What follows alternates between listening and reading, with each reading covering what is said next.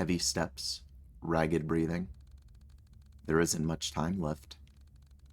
It might already be too late. The labyrinthian pathways of arbitrary sharp turns seem stranger and stranger as panic bolted out the once deeply ingrained memories that usually guided me. Every corner felt a stranger. Every straight line too long. The bell tolls for me. I bit down harder on the last of my rations, held only by the skin of my teeth. It barely hung on as I kept frantically looking around, hoping for the few scraps of burning memory of mine to find a familiar sight that would lead me to salvation. The gates must be closing by now. The last few barely making it. The rest of us never stood a chance. Suddenly, from a blind spot, a figure struck me. There was no time to react before I came crashing down onto the cold, hard ground. I struggled to regain my senses, to at least see what fate would befall me in my final moments, but even in this abyss of endless terror, my mind could never have imagined the horror I witnessed. Ah, ouch, that stings. Are you okay? Well, I just got knocked over by some blind by choice asshole who gave my skirt a decorative dirt coating, so in all, fucking fantastic. I'd prefer to not be on the ground right now. Not with an attitude like that. Ugh. Listen up, dickhead. I don't know who you are, but you've got a lot of nerve smacking someone down and not even bothering to help them back up. But since your mother didn't teach you manners, I'll let this one slide. By the looks of it, you're late for school as well, and by a stroke of once-in-a-lifetime luck, you just happened to bump into the prettiest girl in town. So, I'll forgive you for your extreme transgression of laying your hands on a fair maiden if you tell me which way to go, since I seem to have gotten lost on the way. I don't go to school. Bullshit. Cut the crap. I can see your crusty-ass uniform, and no living person would dare to go out looking like a filled trash bag by choice. Though considering how little activity there actually is inside your skull, I'm willing to admit you sure as hell don't seem like you've ever been to school. Actually, I'm lost too. Just my luck. Though, in retrospect, I guess you wouldn't be here with me right now if you weren't lost as well. Oh well, no point in crying over spilled blood. We might as well just wait for another student to come by and follow them instead. I'm Mirage. Don't bother telling me your name, though. I don't really care. Just waiting here won't get us anywhere. We should be looking for a way to school. Wandering around like headless chickens would only get us even more lost. Since we were both heading to school and ended up meeting right here, that means there's a very high likelihood this spot is somewhere along the way. Therefore, we'll be better off just staying put and waiting for someone who does know the way. It's basic logic. You should look it up sometime.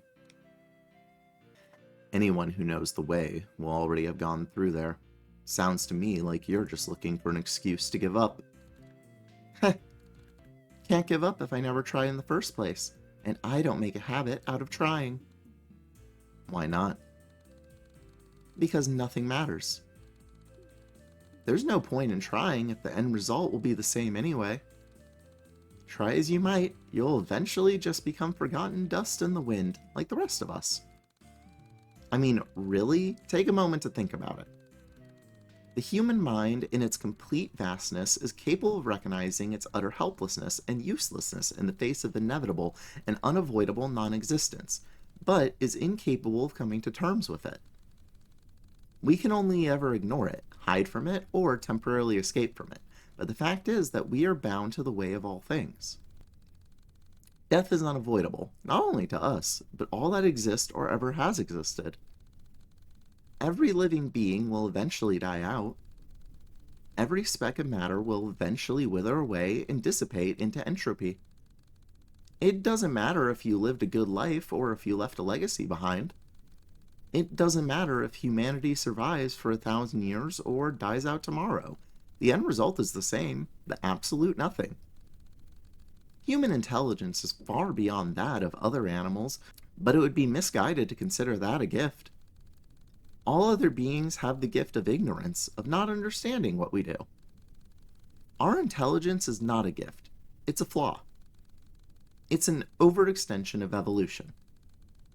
Intelligence, once a great feature in aeons past, continued to grow unchecked and unfiltered, and has since passed a threshold whereupon it is no longer a benefit, but an active danger to its host. Much like the Irish elk, a species of deer that, through uncountable generations of evolution, grew antlers so wide and vast that it could no longer run from predators, eventually leading to its extinction. The human mind is an evolutionary maladaptation caused by going too far in a direction that was once beneficial and will, sooner or later, lead to our extinction. On an individual level, it's already happening. Existential dread is already taking hold.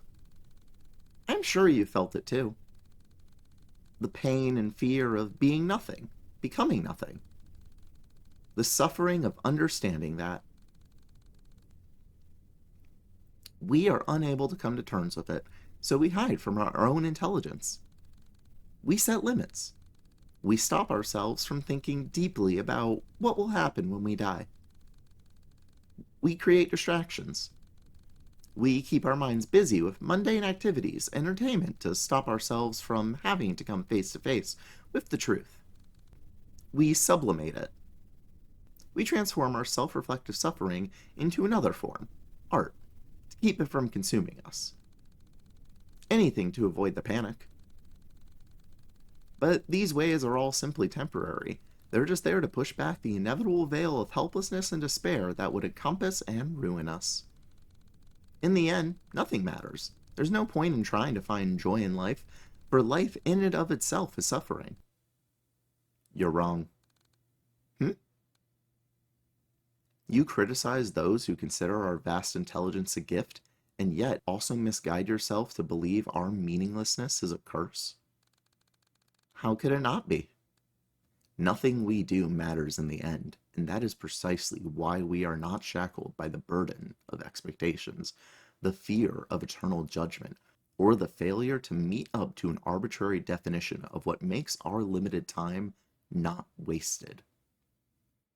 Time cannot be wasted, for there is no greater purpose to life than simply living it. But still, in that case, the meaninglessness of our actions draws it to the same conclusion. There is no reason to act, for any action is simply a temporary fluctuation that will nevertheless lead to the same conclusion. Quite the contrary. Because we have no greater purpose, we are free to set our own, to create self-defined goals for which to strive. For some it may be nothing, for some it may be pleasure, for some it may be creation, for some it may be improving the lives of others. It is because we have no greater purpose that time spent on goals set by oneself cannot be time wasted. In the end, nothing matters, and therefore you have no reason not to do what you want, rather than whatever illusion of greater purpose is forced on you by others or even your own misguided thoughts. I do understand what you mean. However, that doesn't ease my fear of the end. Even if I were to try to find purpose, I would still be paralyzed by the thought of becoming nothing. And it is a thought worth fearing. However, abandoning purpose, hope, choice, goals, pleasure, and will cannot make that thought disappear. The fear, however, can subside. Giving up is not accepting the end. It is simply accepting the fear of it. It is embracing despair rather than facing it. I see. As much as I like to embrace it, I am nevertheless struck with the paralyzing existential panic. I understand it logically, and I know that there is no reason to live in apathy, but my emotional side refuses to listen.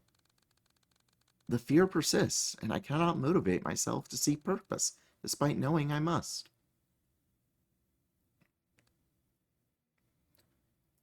This is true. The emotional is not controlled by the logical. However, they are interlinked.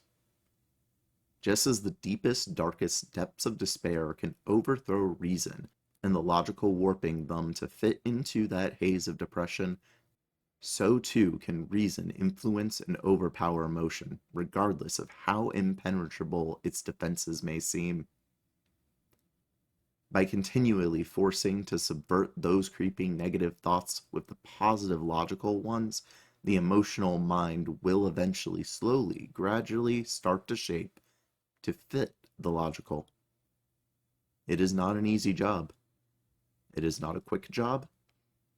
It will sometimes feel like an impossible job. However, it can be done. With an immense amount of time, effort, and energy, it will improve. You can change. You can heal.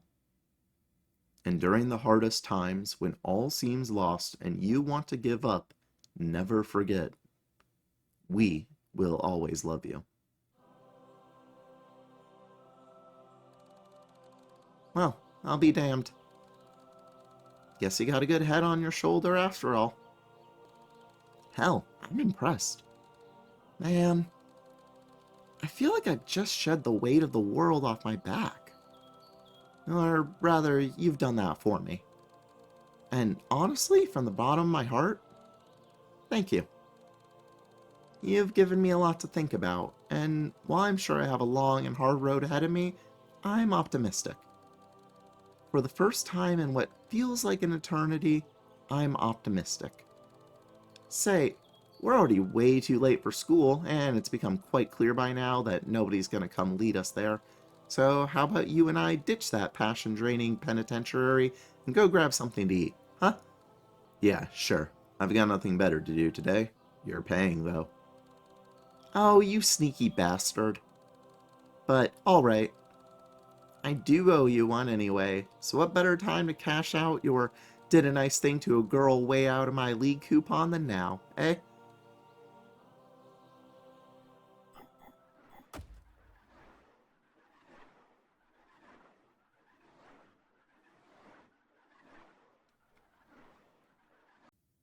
Hello, this is Tony, and thank you very much for watching. In the description you can find links to my Ko-fi, and also links to information if you would be interested in commissioning me, whether that be for voice work, PNG tubers, GIFs, or whatever else you might be interested using my talents for. Thank you very much, and I hope you have a wonderful day.